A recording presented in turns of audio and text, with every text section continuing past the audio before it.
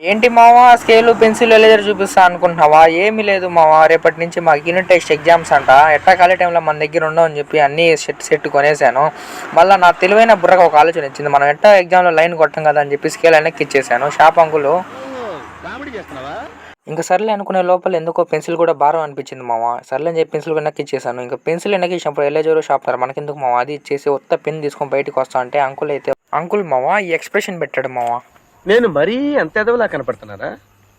ఓ మాదిరిగా కూడా కనపడలేదు. ఇంటికి వచ్చాక బుక్ ఓపెన్ చేసి ఇదేదో అటామిక్ స్ట్రక్చర్ అంట మావా, పేరు బాగున్నది 8 మార్క్స్ అని చెప్పి క్వశ్చన్ చూశాను.